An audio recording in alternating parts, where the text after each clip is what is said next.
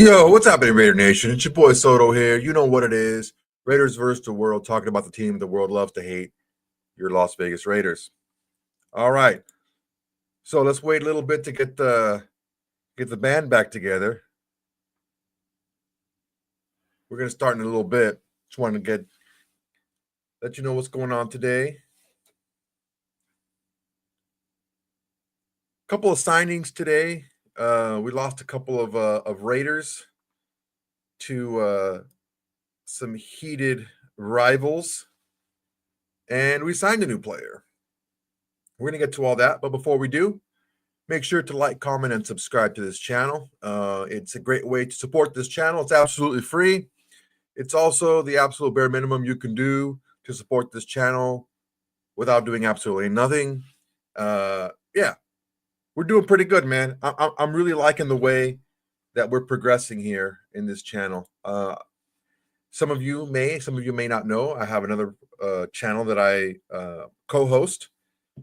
And this channel I started, 2 months ago, about almost exactly 2 months ago. So yeah, we're right at 1,200 subscribers in 2 months. Not bad. I'll take it. All right. So a couple things we're going to go into. We're going to talk about some ins and outs, free agency. We have a couple of teammates of ours, of Raider Nation, who signed with other teams, and we actually signed somebody. What that signing means for our offense and how that affects us going forward. Also, the whole Aaron Rodgers saga. Karen Rodgers is going to pull the diva card, and he's going to string things out. And because there's a couple of franchises that are waiting on the decision of Aaron Rodgers, and there's some serious repercussions for what happens with those decisions. So we'll see what happens. We'll talk about all that. And I'm just waiting for us to get a couple more people in this chat right now. Comments are open. Super chats are open. Everything is open, like RJ's butt cheeks. All right. All right. Well, you know what? Let's get started. We'll be all right. We'll get started right now. So we met the new Raiders today, all defensive guys.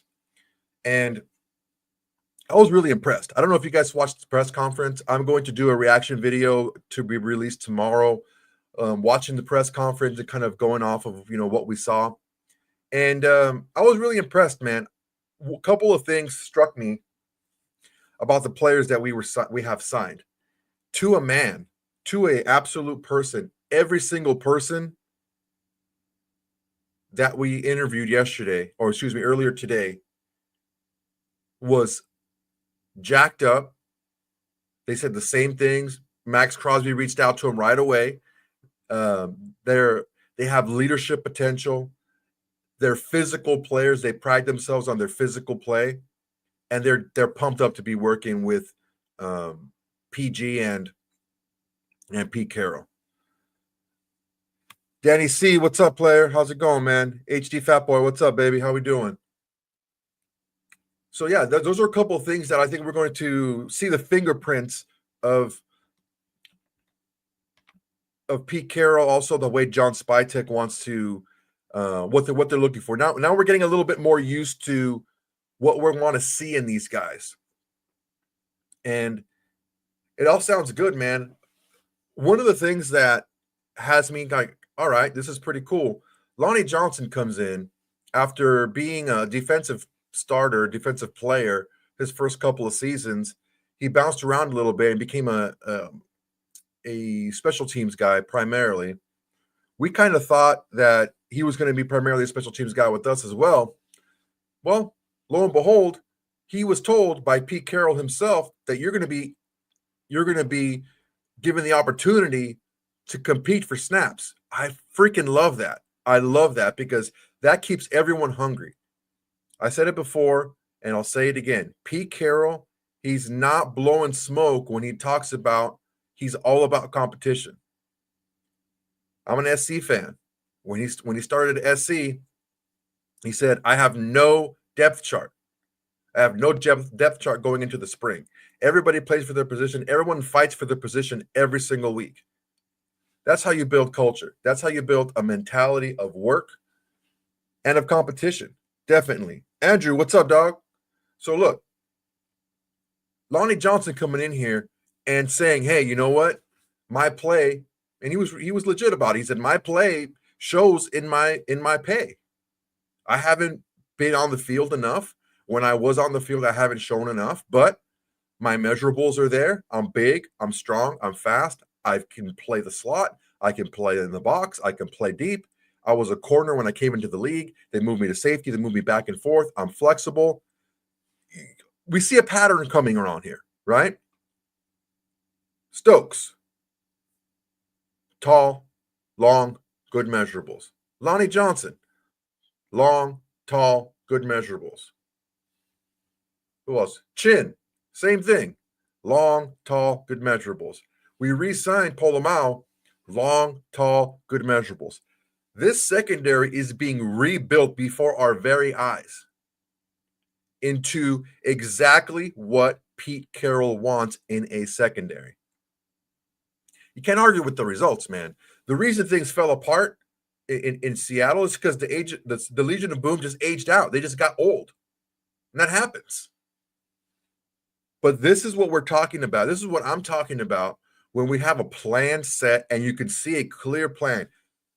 Look, even last season, we picked up some guys and we're just kind of like, oh, who's this guy? We're just snapping guys out of everywhere. Some are tall, some are short, some got short arms, some got long arms, some are really fast, some aren't quite as quick, but not as fast, but they're quick. This is a clear message sent. We are going to be a physical secondary. We're not going to stand for being the worst pass coverage team in the league.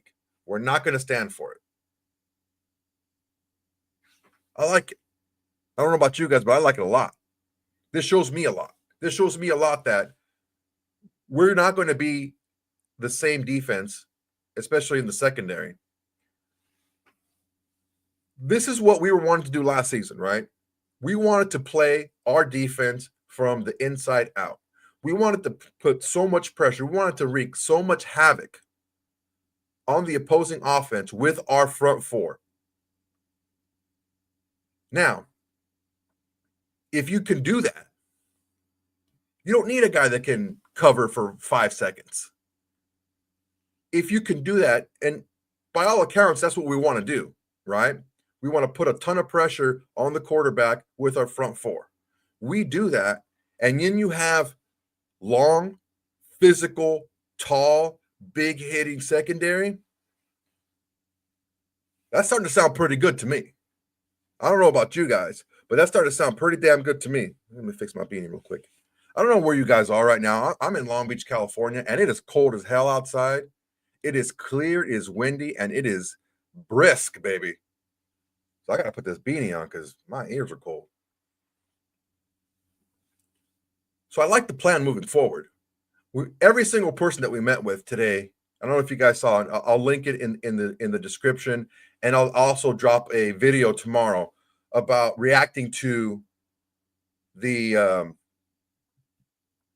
introductory press conferences today. And I was impressed by every single one of them. I'll be honest with you. Kevin, bro, I want to tell you something right now. Kevin Lurker, this is hilarious. I'm going to put it up on the screen right now. I'm in Oregon. You're a baby. I am a baby when it comes to the cold. I will admit it freely. I'm a tropical man. I like it tropical.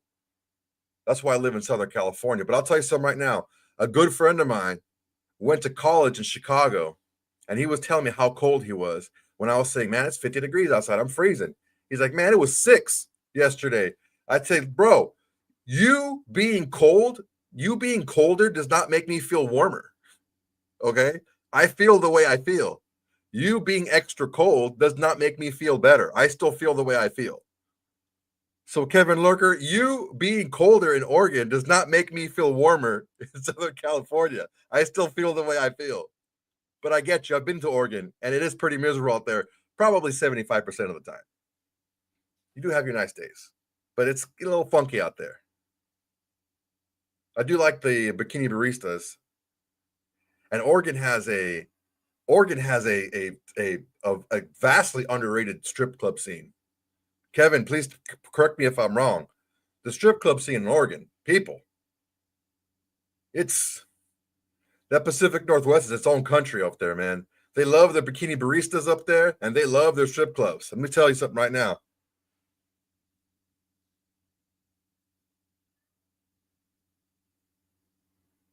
Yeah. Well, let me know what the strip club what you think, because I was a big fan when I was up there. But all right, a couple of things that really jumped out to me. Lonnie Johnson talking about giving the ability to play on defense, not just special teams. But he also said that his role on special teams is vital because the special teams can turn the tide and turn the momentum in the game, and he's right. And that's good that even though he is vying for defensive snaps, he has not abandoned the kind of what his bread and butter has been and probably what it's going to be. I mean, we don't know. Maybe he's going to be a defensive guy. We don't know. But Eric Stokes coming in, he has a little bit of a personality. I like the joke around and stuff like that. I like that stuff, man. I like that stuff. He got some fat braids too, like some fat dreads. I freaking like his hair. I'm jealous. I'm bald. But look, all these guys are talking about the same thing. Coming in here, going to compete, going to show what we can do. And I like the way we're constructing this defense. We signed our guys that were supposed to be healthy last season. So our starting four are there. Max is going to be back from injury. We signed back Kuntz on the other edge. Adam Butler we re-signed. Okay. Christian Wilkins going to come back from injury. Those are our front four. We're going to need some depth. And it just so happens there is a lot of depth on the defensive line in this draft. And I wouldn't hate for us to pick up another edge rusher. I know we have Snowden and everything, but he's a little bit of a younger guy. I wouldn't mind picking up another one of these edge rushers. I'm greedy, man. I'm greedy like that. Just sue me. I like guys that can get after the quarterback. I like being able to just rush four and make the quarterbacks nervous, especially with the measurables we have in our secondary now. Guys are physical, up in your face, long arms, fast, ball hawks. That's what we want. That's what we're looking for. So I was extremely impressed. Jeremy Chin comes in. Jeremy Chin was the first one to interview. He's pretty soft-spoken, but he was very direct. He's like, I can do it all. I played the slot. I played in the box. I played out deep. I covered the nickel. Like, I know what I'm doing. I can do it all. And he's comfortable doing it all, which is good. Landon Roberts came off to me. Landon Roberts came off like a total pro. I can see why every coach out there says I got rave reviews, great things to say about Landon Roberts, because he was talking about, I need to start this chat. I need to start learning everyone's name. I need to start getting in with everybody. I need to start being the first one. Hey, man, he's talking about being the first one in. I don't know if he understands what time Max Crosby shows up every morning, but if he's trying to be the first one in the building, I think him and Max are going to have a good time, sleeping in the parking lot to make sure they're first. But yeah, I was very impressed by these guys. Not only do they seem like good guys, they seem like guys that are about the work. Who knows? They could be just all talk, right? They could be all talk. They could be just giving us a big old freaking jerk off right now, a big old circle jerk. Could be verbally, of course. But man, it sounds good. Everything matches up. It matches up for what we've been hearing from SpyTech and what we've been hearing from Pete Carroll and what we know of Tom Brady and the type of guys that he gravitated towards when he was in his playing career. Yeah, man, I like to have fun. I like to go out. I like to do this. I like to do that. But you know what? We know when the time for work is. Look at Pete Carroll. He likes shooting baskets. He likes playing music. He likes joking around, having fun. But he knows what time to work is. That's what we're looking for. And I think that's what we got in these guys. So I'm very encouraged by this. Definitely something that is going to be a big plus going forward because I love a plan that is it's very clear, it's very concise. I want these measurables because I want to bring pressure on the quarterback, and guys with measurables behind those guys are going to make it more difficult if we have tall, long, fast corners. They don't need to be able to cover for 5-6 seconds. The quarterback's going to have his head ripped off in 5-6 seconds. So some of the big news: Cleveon Chase on sign with the Pats. Pats are signing everybody. Pats are going knocking on doors, and they're just signing. They're signing the whole family, the dad, the kids, the rights to the grandkids, everything. They're signing everybody. Chase on, good luck to you, man. He signed a 1-year deal. The 1 year was a pretty short deal. I believe it was around $3 million, which is not a lot, but I mean, we'll see what happens over there. Hopefully he does well for himself. I have no ill will towards the man. He played his heart out with not a lot of help, especially towards the end of the year. It was a lot of just, backups playing on the defensive line. And he played really hard. So thank you very much for your time, Cleveon Chason, and good luck to you, man. Another one, we lost Harrison Bryant to the Eagles. That is a sneaky pick because Harrison Bryant actually he's a nice receiver, man. It just so happens that he played behind Brock Bowers, and Brock Bowers is just the man. So Harrison Bryant may carve himself out a nice little role there with the Eagles. We'll see how it works out for him. He only played 1 season. I think he played hard while he was here. Had a couple of good gains. Blocked really well. So good luck to him going forward. And yeah. We have one more signing to talk about. Who else we got here? Arthur. Can never turn down a good circle jerk. Well, it depends on who else is in the circle, right? Ronald, what's up, man? Thank you. I appreciate it, y'all. Again, guys, chats are open. Super chats are open. If you guys wanted to get any questions answered or anything like that. Okay. We're starting to see things come together defensively. All right. Now we're also starting to see things come together a little bit offensively. Chip Kelly got his guy on offense, okay, with Phillips, the receiver. Now he's bringing in somebody on the running back position who played with him in 2 different stops, originally with the Eagles, and then he followed him over to the Niners, and that's Raheem Mostert. Raheem Mostert is still one of the faster running backs in the league. The thing with Raheem Mostert is he's injury prone. We're going to get to all that. But Raheem Mostert signed a 1-year deal, $2.1 million, kind of I wouldn't say a prove-it deal at 32. It's more of a, you're going to be the veteran presence. I think yesterday or the day before, I had talked about wanting to sign a veteran presence in the running back room because you can't just have a bunch of rookies and second-year guys there. That's basically all we have. Zeus White is a trade candidate or a cut candidate late. Sincere McCormick is coming off an injury. We'll see what happens there. That's pretty much all we have. And Dylan Laube, I mean, he didn't really show much. I think there's some people out there that have I had high hopes for Dylan Laube because I really liked the way he was a good route runner. He showed to have a little bit of issue with ball security, if you remember that Pittsburgh game. But Raheem Mostert is coming in with a familiarity with Chip Kelly's offense, which is good. He's coming in. He's a 10-year vet, and I think we kind of swapped players because we signed Raheem Mostert from the Dolphins, and then the Dolphins signed Alexander Mattison from the Raiders. Okay, that's fine. So Raheem Mostert comes in. He's going to be a guy that's not going to be asked to do a lot.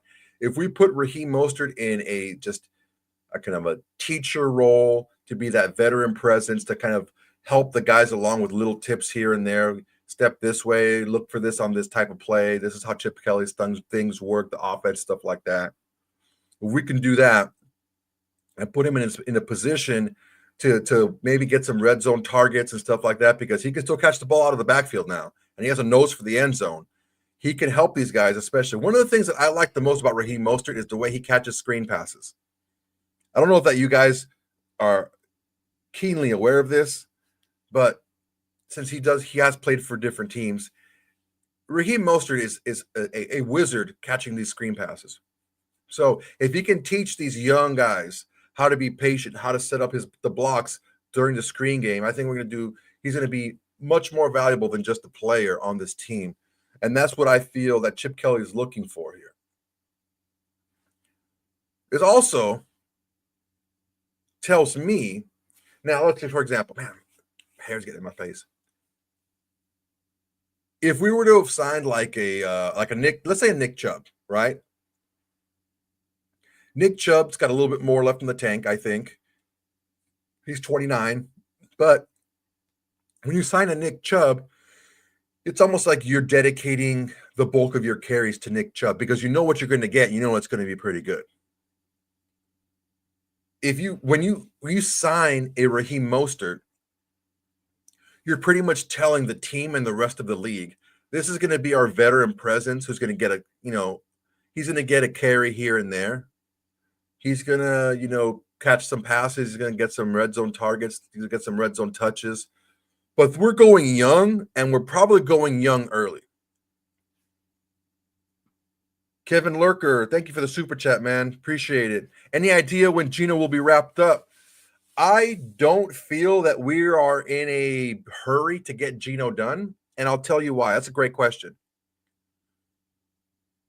I think Geno and Pete Carroll have a very strong trust in one another.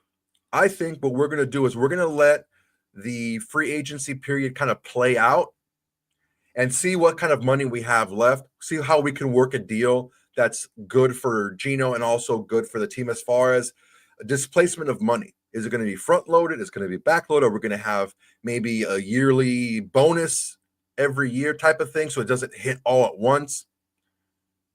It's all about kind of manipulating the cap, which is great. When you have the type of trust that these two guys have with one another, you can sit back and wait because if you're Geno, it's going to get done, right? It's just it doesn't need to get done right away. Like there's a couple different philosophies. It's like getting it done quickly so you know what you have left over. That's one way to do it. Or let's wait till later to see how we can structure it because we know we're going to get it done. We know what the money is going to look like. Let's just how we're going to configure it. So I think it's pretty smart. So I mean, do I have an idea? I would say probably around draft time, maybe.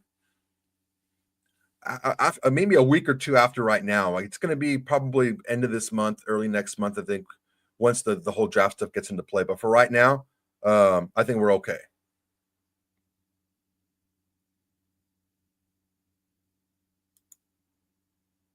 Thanks for the super chat, man. Appreciate it. So there's a lot of rumor going around right now. I read it in 3 different places that the executive room, so all like the leadership and then also the scouts and all that stuff, the decision makers for the Raiders are leaning stronger and stronger towards Ashton Jeanty. I'm not hating it. I'm not hating the move. Honestly, the more tape I watch of Ashton Jeanty, here's the thing. I watch a lot of tape on these guys because I have access to it, right? Don't ask me how, but I have access to it. And the more and more I watch Ashton Jeanty's tape, the more and more he reminds me of LaDainian Tomlinson. I'm not saying he's going to be the second coming of LaDainian Tomlinson, but his game reminds me similarly. And it'd be hard to pass up LaDainian Tomlinson, man. You know what I'm saying? It'd be hard to pass that up for sure.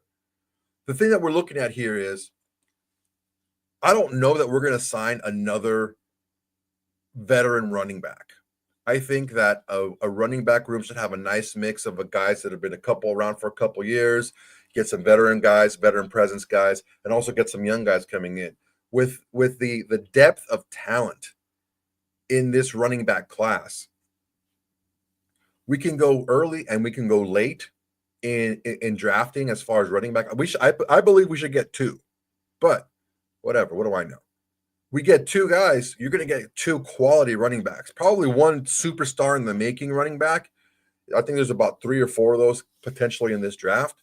And there's some sneaky good ones in the end, like a Sampson out of Tennessee, like a Burchard out of SMU, Woody Marks out of SC. I think he's a little slept on as well. There's a couple of guys that you can get later that pretty good, and they're complementary backs. You could be a complementary back and do some of the same things well. I think what we're going to look at when we find these guys in the draft, you're going to see that guys are going to be. They don't necessarily have to be the fastest, but they need to be quick because they're going to get the ability to play in open space. So when you can if you go out in open space, you and a defender, and you can juke the guy and make a miss because you're quick. Yeah, that's great, right? You're not always going to have an angle on a guy. You have to make a miss, but these receivers have to. Oh, excuse me. These running backs have to be able to catch the ball, and that's what a big thing with Chip Kelly offense is they need to be a little bit more flexible to be able to do that. Just keep an eye out for that. When you're looking at these mock drafts and stuff like that, these running backs that they draft, they need to be able to be catching the ball as well. They're not just runners here. All right. So as far as Raheem Mostert goes, 10 years, he doesn't have a ton left. All right. He doesn't have a ton left. A couple of years ago, he did hit over 1,000 yards, and he had 21 touchdowns in 2023. This guy's a touchdown machine. A lot of them were receiving touchdowns. Okay. So this guy can still get it done. Last season was a little bit of an off season. He has a little bit of an injury history, just normal wear and tear on the running back position. And I think if we keep him a little bit lighter, we have workhorse backs. We have these workhorse backs, right? Who we can just run the ball.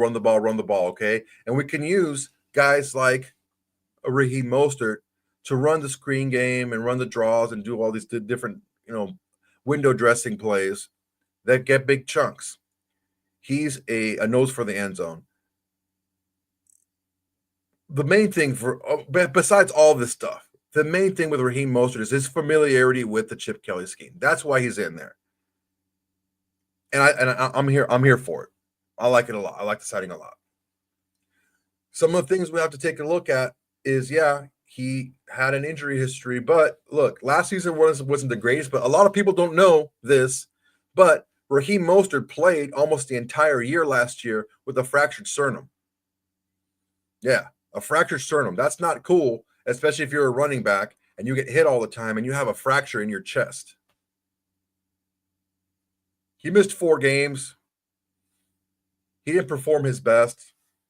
He only had around 300 yards last season. He was maybe 3.5 yards carry or something like that. But the dude had a fracture in his chest, man. What are you going to do? I think he hasn't had a terrible amount of touches in the NFL career. One of those is because he's been injured frequently, but when he's been injured, it's because he's been giving a big workload.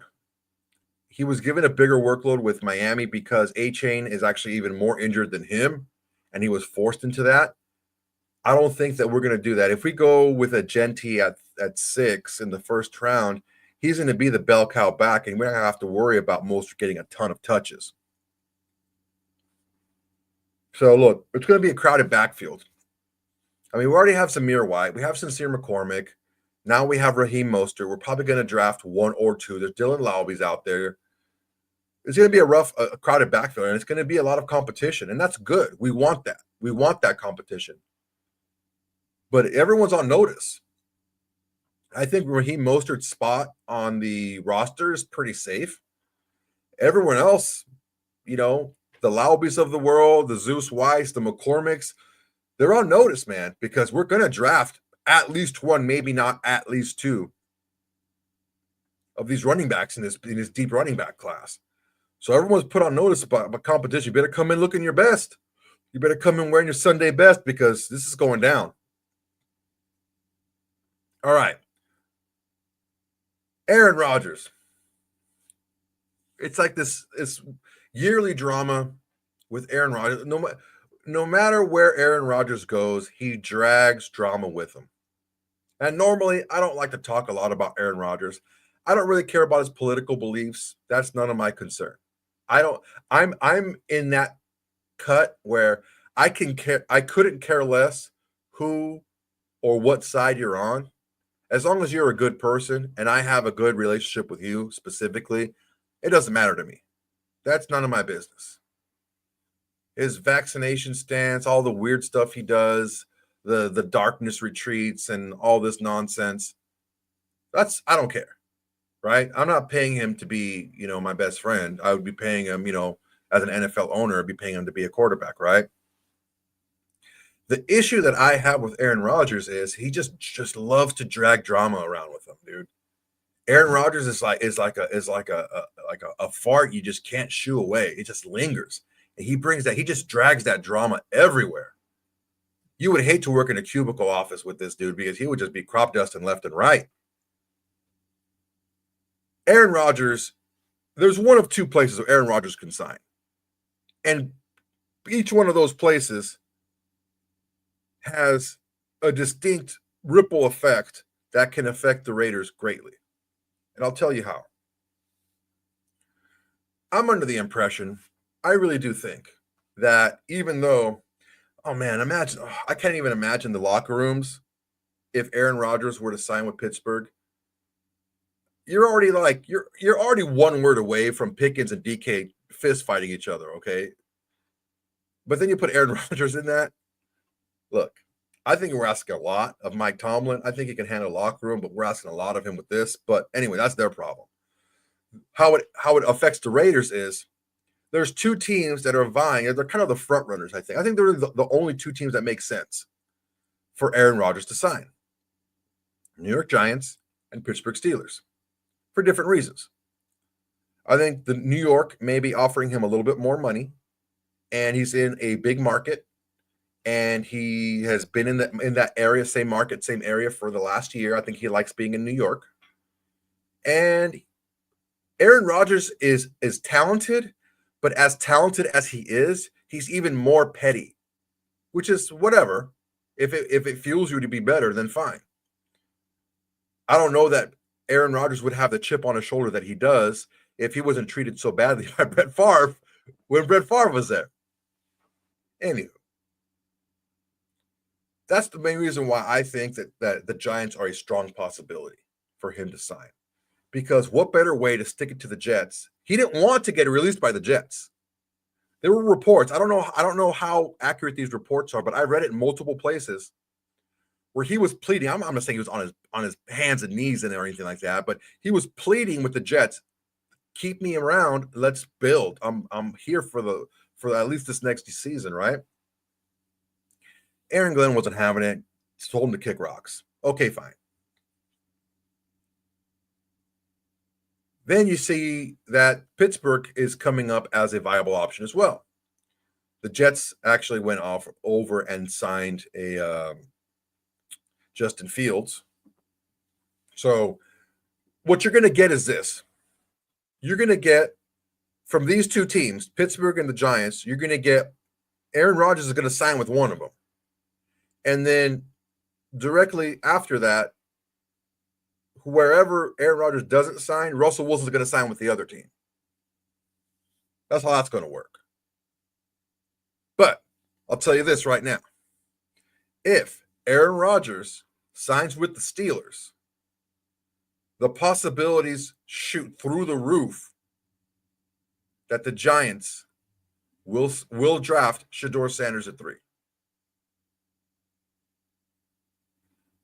That even pushes the needle even further in the direction of the Raiders taking Ashton Jeanty at 6. I personally think we need more help on the interior offensive line in order to make this work. I wouldn't necessarily, my homie, my good buddy Sanjeet said you'd be wasting Jeanty without an upgrade to the offensive line. I wouldn't necessarily go that far, but I understand his sentiment, and to a large extent, I agree. I don't know necessarily you'd be wasting Jeanty, but you're definitely not getting the most out of him with an offensive line that looks like the offensive line that we have now. Definitely need upgrades.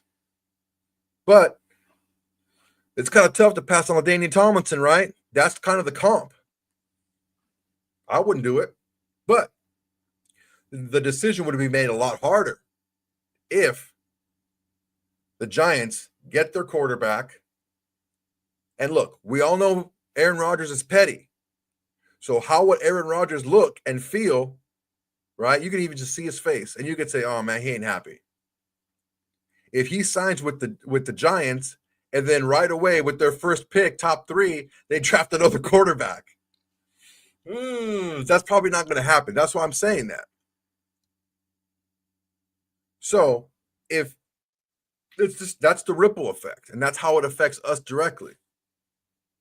We're going in, and let's just say it's the Giants. They're going to go. They're probably going to protect him. Want to protect him. So they're going to probably go with an offensive line with Campbell, or they'll get him. Depending on who's available, Hunter or whatever. But what you're going to look at here is that pick is going to be complementary to Aaron Rodgers. So it really this is the whole game that's being played right now, because there's a lot that's happening right now that maybe we don't necessarily know, but it's a lot happening, and it has ripple effects down the rest of the league. And this is how this one decision can affect the Raiders. Ronald, question. Can't we get O-line in the second round? Yeah, sure, we could. No problem. We can. I like to have more competition than that because, look, as of right now, our 3 guards, our interior line right now is Jordan Meredith, Dylan Parham, Alex Kappa, and Jackson Powers Johnson. JPJ is going to be the center. So you have Meredith, Dylan Parham, who regressed just mightily. And I have some theories about that, and Alex Kappa. Let's say Alex Kappa wins one of the jobs, right? Who did he beat out?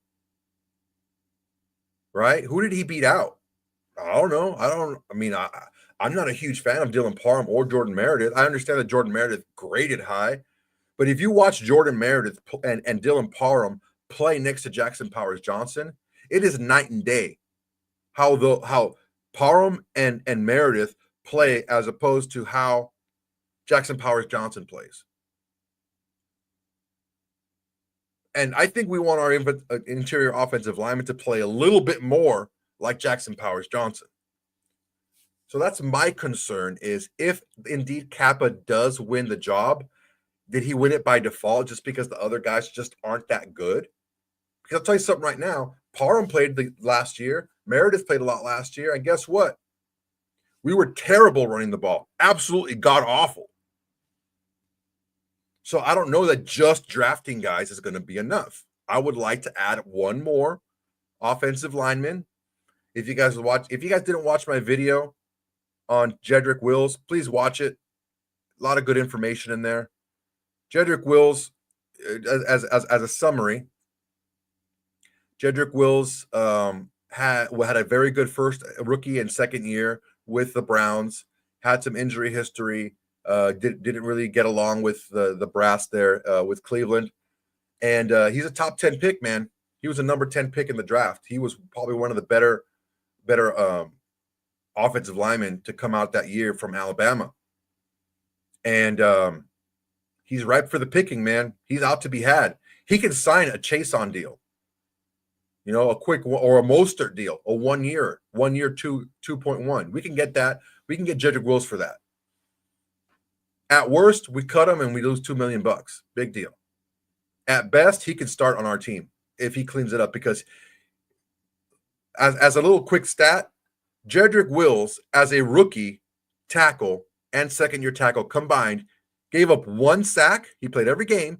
He gave up 1 sack, and I believe it was like 26 pressures in 2 entire seasons as a rookie and second-year player. The guy can play. Is he healthy? Is his mind right? We don't know. But for $2 million, what the heck? We're looking at, yes, I want to draft at least 2 interior. I want to get at least 2 interior offensive linemen. I want to get at least 2 running backs. I want to get a quarterback. I want to get at least 1 receiver. I want to get at least 1 tight end. And I want to get at least 3 players on defense. in either the defensive line, corner, safety type of thing, maybe even a linebacker. I think that's all of our 9 picks. I think we have 9 or 10 picks. But what we're looking at here is this. The sooner Aaron Rodgers makes these decisions, the sooner these dominoes start to fall.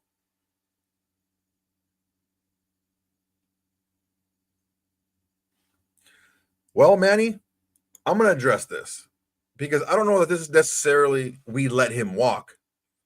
I think Chason wanted to play, and I don't think there's anyone really ahead of him that's going to take away a lot of his playing time. That makes sense. There's Tyree Wilson, there's Snowden, there's a lot of players that, but they just gave Kuntz we just gave Kuntz, 12 million.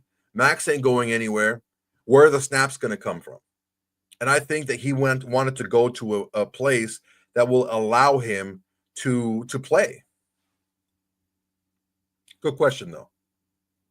DeMarcus Webb, thanks for the super chat. Well, Mr. Webb, do you have a question, bud?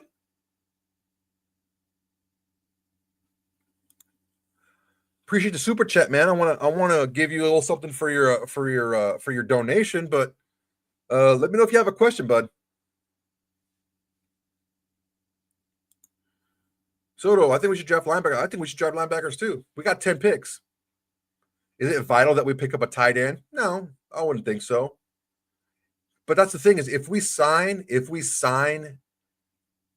an interior offensive lineman or even a tackle, because we can float back and forth, right? We don't need to draft one more. But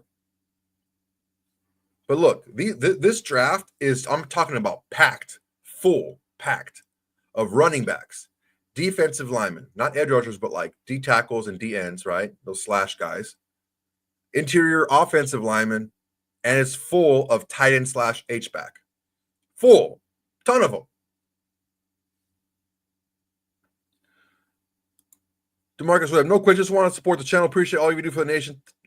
DeMarcus, thank you, man. I really appreciate it. Genuinely appreciate it, man. Anytime you have any questions, man, just shoot them out.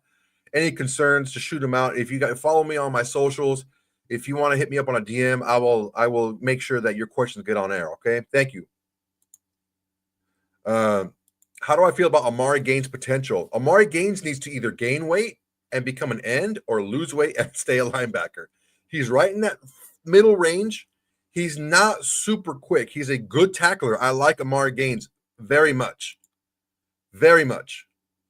What we're looking at here is where are you going to play? If he just gets bulks up a little bit more, he can more than hold his own as an edge rusher, outside linebacker type.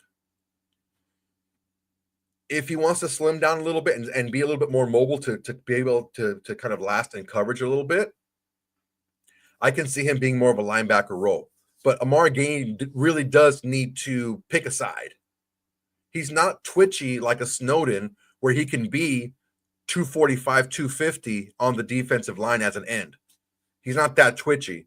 He's going to need to add a little bit more bulk. But I like Amari Gainer very much. I just don't know if you could count on him to be an all-time linebacker, if that makes sense. I like him very much, though. All right. But yeah, I like the questions so far. The thing that we're looking at here is, look, I hate to give Aaron Rodgers this much power because I think he's a just total douche, right? Let's just call it what it is. We're all adults here, okay? We can say that. We're all adults. I just think that's what he is. Whatever. I think he's fine with it as well. I don't think he's a bad guy. I don't think that he's doing things maliciously to hurt people. I just think he's supremely unaware of himself. And he just feels like, oh, well, I'm Aaron Rodgers and this is how I want to live my life type of thing. Whatever. I'm fine with it. Do your thing. But his decision is going to have just a deep ripple effect on a lot of different teams. Again, to summarize, Aaron Rodgers, if he chooses, the two main teams are going to be the New York Giants and the Pittsburgh Steelers. If Aaron Rodgers decides to sign with the Steelers, that means that what's his name? Russell Wilson is going to go to the Giants. If that happens, the Giants will select Shedeur Sanders at 3. The chances are just chances went through the roof if that happens. If the pettiness of inside of Aaron Rodgers kind of boils up and he wants to be Mr. Richard Petty, Tom Petty, and the Heartbreakers, he will sign with the Giants because I think that the Steelers is a better opportunity for him. He'll sign with the Giants, and there's no way on God's green earth or the depths of fiery hell that the Giants are going to draft a quarterback at 3 with Aaron Rodgers. Aaron Rodgers will make your life hell if you do that. You sign Aaron Rodgers with the understanding that you have to go a different direction on how to help Aaron Rodgers. That's the ripple effect, because I'm not saying that if Shedeur is not picked top 3 or at number 3, that he's going to slide back to us at 6 and we're going to have to take him. I'm not saying that, but it's going to be a little bit more difficult. My dream scenario here. This is my dream scenario for anyone out there listening. We're at 6. Both Shedeur and Genty are available. And the phone just starts humming. I want the Jets to say, man, I want to hop up that one spot to make sure that we get Shedeur Sanders. And they do. So we only go back 1. We get more draft capital, and we still get Genty. What do you guys think about that? I think that's great. That's great for us. Great for me, at least.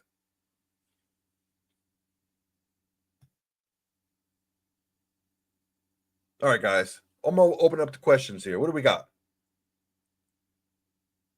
Soto a Raider man? Hell yeah, I'm a Raider man. Damn. You know what's tough, honestly? It's tough. Like, you could tell a Raider fan who's been a Raider fan for a while because they wear like their Raider gear out proudly. I have some newer Raider gear. Like this is a newer beanie, and this shirt's it's not that new, but whatever. But I have some like old stuff. Like this hat here. Look at it. This hat's been sweated through. I made this hat myself. I got this old beanie just all torn up. But you see another Raider fan with Raider gear on, and you kind of give him a look in the eye like, yeah, this guy's a solid dude right here. My chick's son is like, yo, man, why do you he likes to gamble. He's younger. He's in his early 20s, like 22, I think. And he's like, yo, man, why do you like the Raiders, man? They're not good, whatever. I'm like, bro, listen, I'll never cheat on your mom. Look how loyal I am. You're just a Raiders fan. They've been losing forever. All day. I rep my stuff all day. Whenever I see a Raider fan walking around, I always ask them the same question. Man, are you a real Raider fan? That's not always guys either. There's females too. They wear Raider gear. Well, are you a real Raider fan? And they're like, yeah, hell yeah, I'm a Raider fan. What's up? Like, they try to fight or something. I'm like, no. No beef. Just check out this podcast. Space Beast, thanks for the super chat, buddy. I really appreciate it. You hear Stokes say he's excited to play press man? Hell yeah. That's exactly what I said. I don't know how long you've been listening, but there's a strong line to how we want to play defense here. Every single person that we're getting on this defensive secondary, they're long, they have good measurables, they're big, they are multiple, they can play different positions. This whole secondary is being built around getting pressure with 4 and playing that press man, that old school Raider press man. Just got here. Well, welcome, brother. Welcome. But yeah, that's what I'm talking about, man. You can see the plan take shape, right? Stokes, 6'1", runs a 4.29. Lonnie Johnson's like 6'2", 6'3". Plays corner and safety. Big, tall, fast. Jeremy Chin, 6'3". Played corner, Played a sub package linebacker in the box at safety. Played a deep safety. Isaiah Polamalu, 6'4", 200. Covered the nickel, covered the slot, right? Played it in the box, played a dime package linebacker, sub package linebacker, played out deep. All these guys can play everywhere. You don't know who's doing what. And they're going to get up in your face and they're going to jam you at the line. And you better hope that you get open in less than 2 seconds, because if not, Kuntz is going to get you, Butler's going to get you, Max is going to get you, Wilkins going to get you. I'm liking it, man. I'm liking it a lot.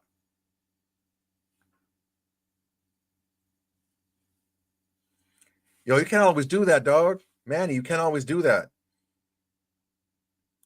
What if you're like a nice restaurant or something? Like, I have a Raider bomber jacket, so I can wear it out. It looks nice. It looks nice, right? It's like a satin type of Raider bomber jacket. It's pretty sick. So I wear that out sometimes. And I can be like chanting Raiders, we're in the middle of like Fogo de Chao or something. Like, come on, man. What do you guys think, man? What do you guys think about the signing so far?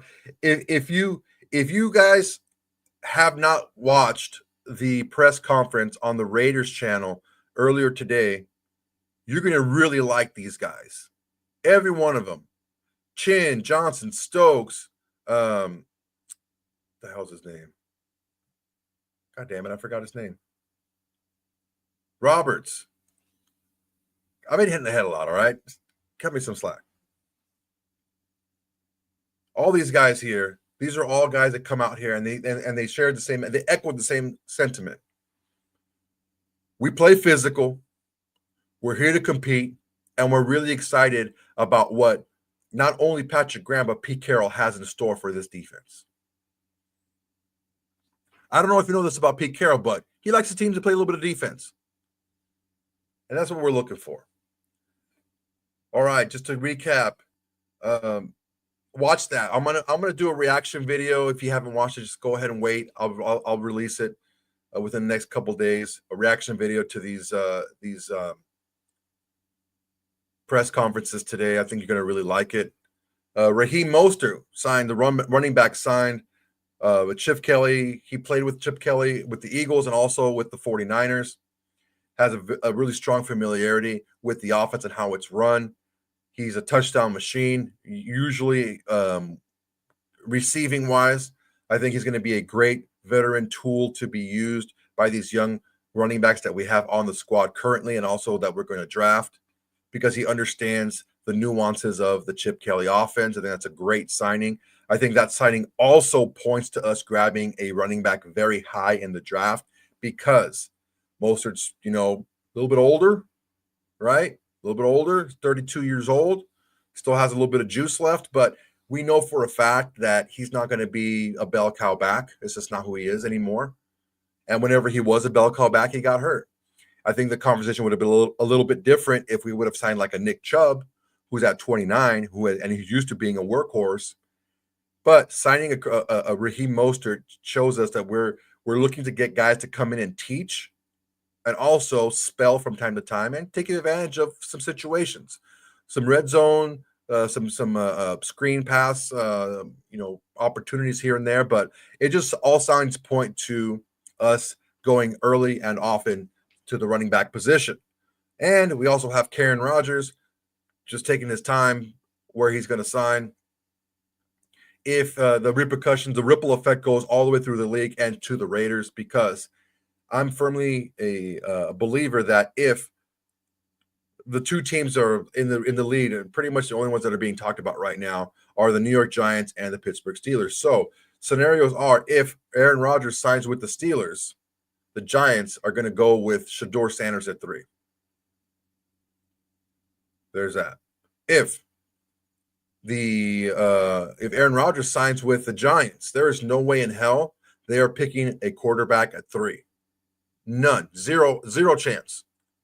Because they're paying him with the understanding that you're going to be able to win here. So we're not going to, draft your replacement at 3rd overall when we just signed you. We just told you that we wanted to commit to you. That's how that's going to work. So, however that works out, I don't know, but that's where we're at so far. All right, y'all. That's my time for tonight. Unless you guys have any more questions, that's going to be me.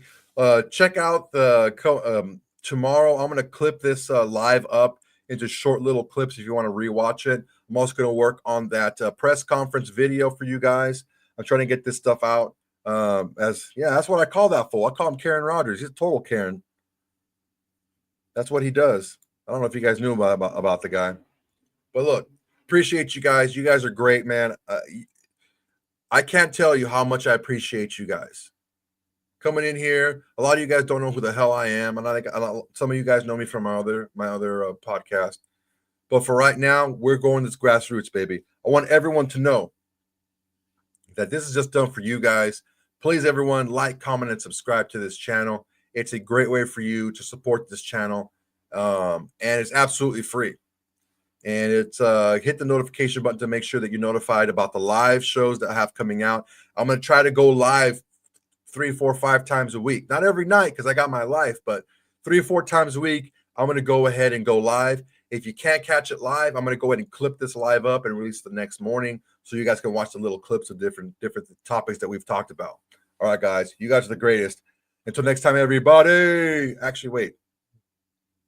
I got a question here. Chip Kelly going to see the Raiders win? I mean, I hope so. Ronald Crokel, I am one half of the autumn windbags. But